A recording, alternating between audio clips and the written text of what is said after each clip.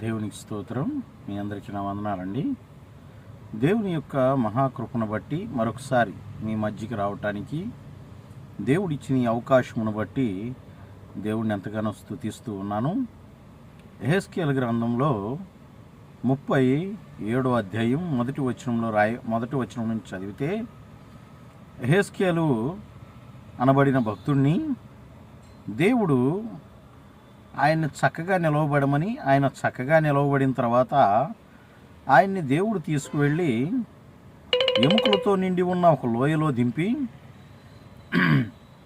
అటు ఇటు తిరగమని, అక్కడున్న అనేకమైన ఎముకలు కేవలం ఎండిపోయినవి, వాటన్నిటిని చూసిన తర్వాత ఇవి తిరిగి బ్రతకగలవా అని దేవుడు యెహెజ్కేలు గారిని అడిగారు. యెహెజ్కేలు గారు దానికి చెప్పారు, ప్రభువా అది నీకే తెలియను అని. అయితే ప్రవచనం ఎత్తి ఈ ఎండిపోయిన ఎముకలతో ఈ విధంగా ప్రవచించమని దేవుడు చెప్పాడు. ఏమనగా, ఈ ఎండిపోయిన ఎముకల్ని తిరిగి బ్రతకమని ప్రభువుకు యెహోవా సెలవిచ్చుచున్నాడు అన్నప్పుడు, ఈ ఎముకల మీదకి కండరాలు వచ్చినాయి, నరాలు వచ్చినాయి. తర్వాత నలుదిశల నుంచి జీవాత్మ వచ్చి వారి మీద ఊపిరి విడవగా వారందరూ కూడా లెక్కింపు కాని జనసమూహముగా మార్చబడి గొప్ప సైన్యముగా, ఈ సైన్యాన్నే ఇశ్రాయేలుతో పోల్చబడి ఉన్నారు. ఇప్పుడు చాలామంది అనుకుంటూ ఉన్నారు, భక్తి జీవితంలో బలహీనులు అయిపోయి, భక్తిలో లెగవలేని పరిస్థితుల్లో ఉండి, సంఘానికి దూరం అయిపోయి, క్రమాలకు దూరం అయిపోయి,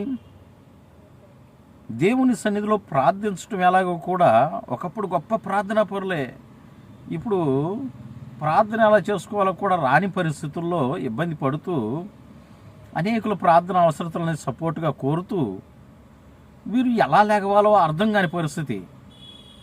కేవలం ఎండిపోయిన ఎముకల్ని తిరిగి జీవింప చేయగలిగిన దేవుడు నీ జీవితాన్ని చిగురింప చేయలేడా? ఆయన చిగురింప చేయగలడు.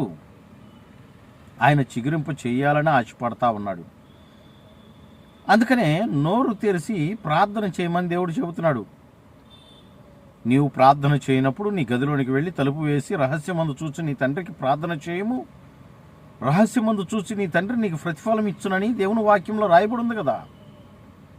నీవు ప్రార్థన రహస్యముగా చేయగలిగితే, నీ పొరపాట్లు, నీ అవిధేయతలన్నీ ఒప్పుకొని విడిచిపెట్టగలిగితే, దేవుడే నిన్ను ఆశ్చర్య రీతిగా లేవనెత్తి మునుపటి కంటే అధికమైన గొప్ప మేలులు చేయాలని ఆయన ఆశపడతా ఉన్నాడు. ఈ కేవలం ఎండిపోయిన ఎముకలే కాదు, నీ దేహములో ఉన్న ప్రతి బలహీనతను కూడా తొలగించడానికి ఆయన సమర్థుడు. ఒకప్పుడు గంటల తరబడి మోకరించగలిగానండి, ఇప్పుడు మోకరించలేకపోతున్నాను అంటున్నావా? నువ్వు ఆశపడుతున్నావు కానీ చేయలేకపోతున్నానని భయపడద్దు. నువ్వు దాన్ని క్రియల్లో పెట్టడానికి ప్రయత్నం చేయి.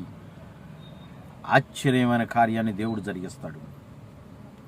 దేవుడి కొద్ది మాటలు దీవించునుగాక. చిన్న ప్రార్థన చేసుకుందాం. అందరూ కూడా కళ్ళు మూసుకుంటే చిన్న ప్రార్థన చేసుకుందాం. మహాపరిశుద్ధుడు అయిన యేసయ్య, ప్రేమ కలిగిన మా తండ్రి, దయగలిగిన మా రక్షక, ఎంతమంది మా ప్రియులు మీ మాటలు వినుచున్నారో బిడ్డలందరినీ మీరు దీవించి ఆశీర్వదించి, ప్రభువా అనేకులకు ఆశీర్వాదకరంగా బిడ్డలను మీరు మార్చండి. వారు ఎక్కడ ఏ విషయాల్లో భక్తిలో బలహీనులై ఉన్నారో, నీ సన్నిధికి దూరమై ఉన్నారో, నీ సన్నిధిలో ప్రార్థించలేకపోతున్నారు, వాటన్నిటిలో కూడా తిరిగి లేవనెత్తి ప్రభువా గొప్ప ప్రార్థనా పరులుగాను, పట్టుదల కలిగిన ఆసక్తితో మీ సన్నిధిని ప్రేమించేవారిగా, స్థిరమైన మనసు నూతనంగా వారిలో మీరు పుట్టించి, మీ కృపలో మీరు భద్రపరిచి, మీ నామానికి మహిమకరమైనటువంటి కార్యాలు వారి జీవితంలో మీరు జరిగించమని యేసుక్రీస్తు నామమున అడిగి వేడుకుంటున్నాము తండ్రి. ఆమేన్. మీ అందరికీ నా వందనాలండి.